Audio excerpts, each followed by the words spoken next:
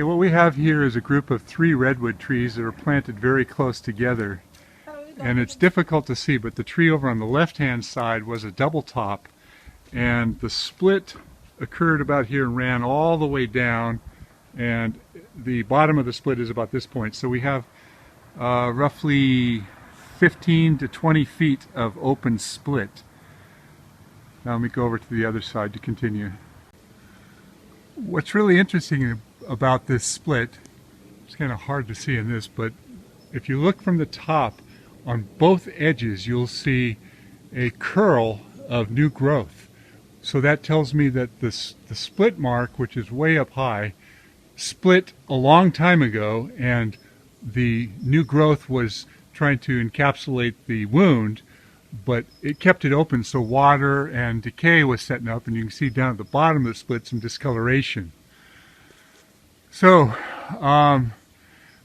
the fact that this area of the tree is so thin now, as well as the fact that the homeowner indicated to me that there was much more movement in this top in the last windstorm of a couple days ago.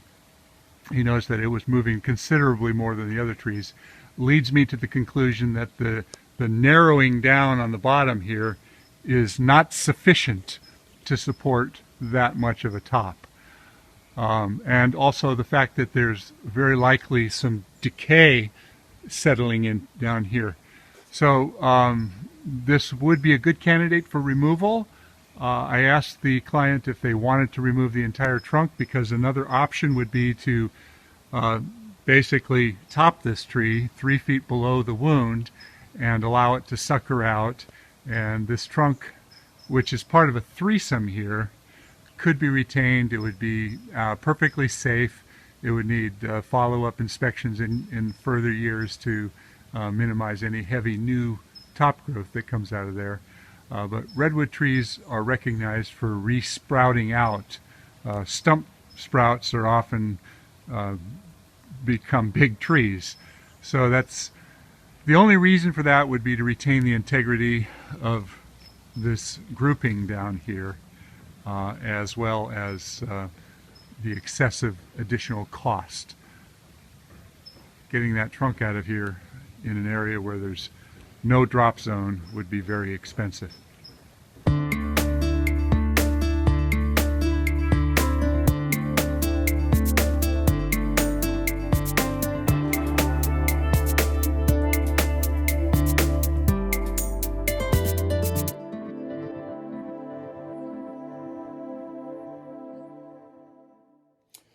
I feel like I need to do a follow-up explanation of this video.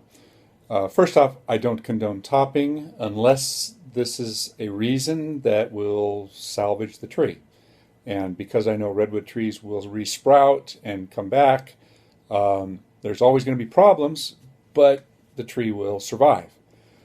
Second off, it's important to recognize that because there's a grouping of trees, the sprouts that come out of the top are going to be enhanced by the adjacent trees due to root grafting. You could cut this tree down at the ground and you would have a massive amount of sprouts coming up, and a lot of it is because it's the threesome are actually integrated into one root system, and the amount of foliage is going to keep the other tree going, even if it's a tall trunk.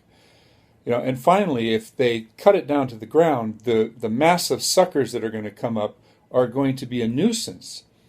There's going to be so many sprouts in there that they're going to have to continually battle those sprouts.